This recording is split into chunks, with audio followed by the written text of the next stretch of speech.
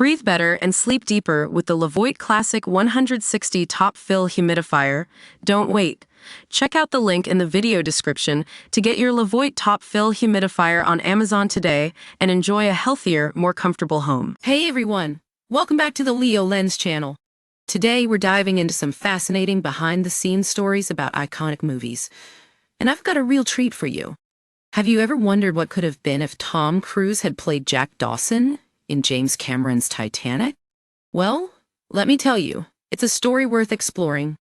It all started back in 1993 when Cameron was looking to cast his dream lead for the film.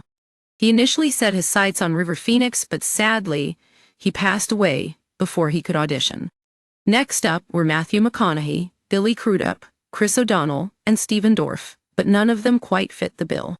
Then came Jared Leto, who turned down the role, leaving Cameron to look for someone else.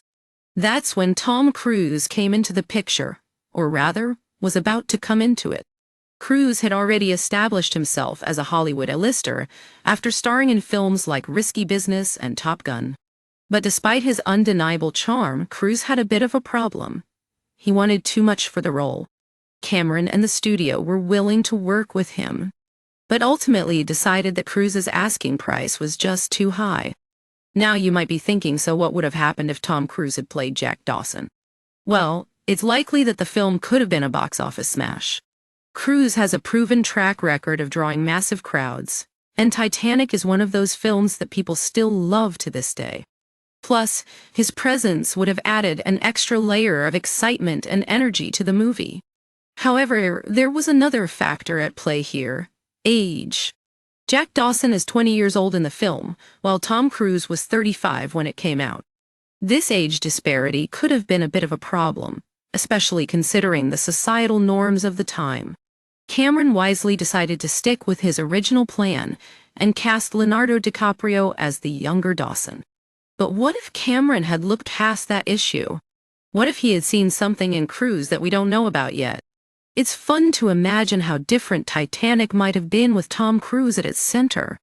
Maybe it would have been a more action-packed film, with all sorts of stunts and thrills. Who knows?